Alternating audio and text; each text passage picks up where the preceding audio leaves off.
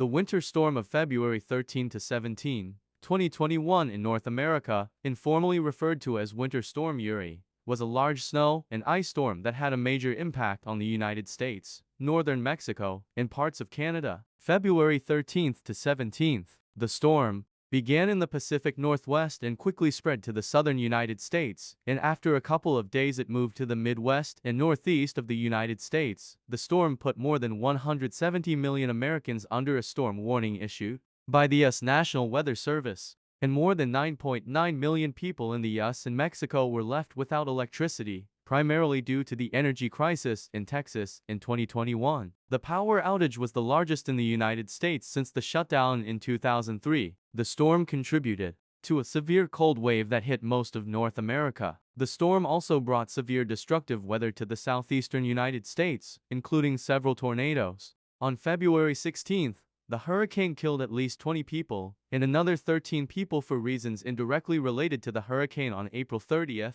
the death toll rose to at least 176 people, including 164 people in the United States and 12 people in Mexico. The damage from power outages is estimated at least $195 billion, making the storm the costliest natural disaster in the recorded history of Texas and the United States as a whole. Please like this video and subscribe to this new channel, and you will see many more interesting and useful things. It is also the deadliest winter storm in North America since the blizzard of 1996, which killed 154 people. On February 13th, a frontal storm broke out off the coast of the Pacific Northwest, which moved ashore and moved to the southeast. During this time, a minimum pressure of 990 bar was observed over the Rocky Mountains. On the same day, the Weather Channel gave the storm the unofficial name Winter Storm Uri. The Federal Communications Commission later used this name in its reports after February 17th. On February 12th to 13th, a Baric Depression descended to the south,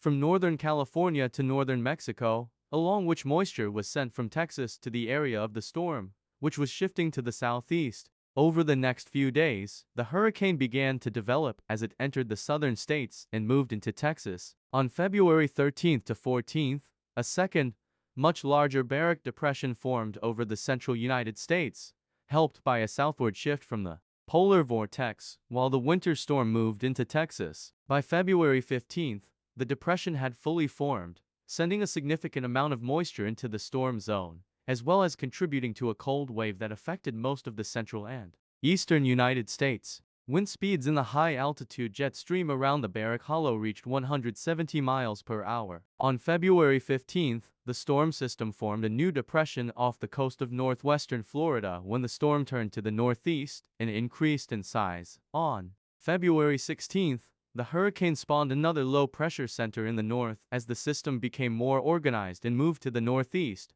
Later that day, the storm split in half, with a new storm moving north to Quebec, while the original system moved to the east coast of the United States. By the time the winter storm left the United States late on February 16th, snowfall caused by numerous winter storms over the past month had covered almost 75% of the United States, which is the largest amount of snowfall observed in the United States since early 2003. On February 17th, the storm's secondary minimum dissipated as the system approached the coast of Newfoundland, intensifying as it progressed. At 12 o'clock GMT on the same day, the pressure in the center of the storm reached 985 bar as the center of the storm moved over Newfoundland. On the same day, the Free University of Berlin named the storm Belrim. The storm continued to intensify as it crossed the North Atlantic, with the storm's central pressure dropping to 960 bar by February 19th. On February 20th, the storm formed a second low-pressure zone,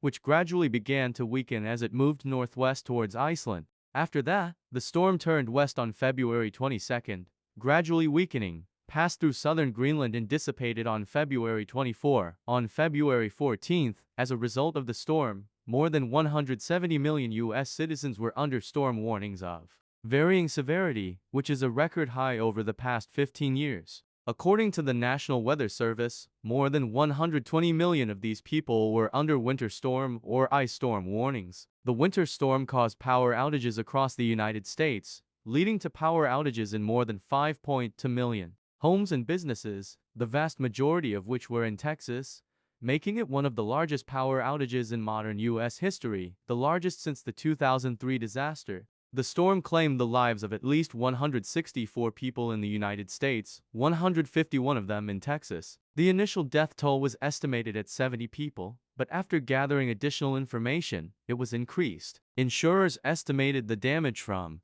power outages at least $195 billion, which exceeds the amount of damage caused in Texas by Hurricane Harvey and Hurricane Ike combined, and is the largest damage recorded in Texas history. The winter storm was the second to hit the region in a week. The 28 centimeters of snow that fell in Seattle aggravated the situation that arose as a result of the previous storm. It was the largest to-date snowfall recorded in Seattle since 1972. The Portland metro was severely affected by the hurricane, which brought a mixture of snow and ice to the region. The 24 centimeters of snow that fell at Portland International Airport on February 12th to 13th was the largest amount of snow that fell on the city in a two-day period since 1968. More than 270,000 people were left without electricity in the region. Governor Kate Brown has declared a state of emergency. 25 cm of snow fell in Boise during the same time period, which was the record-to-date snowfall since 1996. The storm brought heavy snowfall and very low temperatures to Colorado and New Mexico. The amount of snow in Colorado ranges from a few centimeters in the north to more than 60 centimeters in the San Juan Mountains in the southern part of the state. In New Mexico, the storm system caused heavy snowfall, strong winds, and very low temperatures. On February 14th, a blizzard warning was issued for the Albuquerque metro area due to strong winds exceeding 50 miles per hour, low temperatures, and a blizzard. Meanwhile, winter storm warnings have been issued for the rest of New Mexico. Up to 60 centimeters of snow fell in the mountains of northern and central New Mexico. The amount of snow in the Albuquerque metro area ranged from 5 to 15 centimeters. Highway 40, passing through the Albuquerque metro area, was closed for several hours due to numerous traffic accidents. Due to ice, up to 5 centimeters of snow fell in southern New Mexico, and even more in the mountains.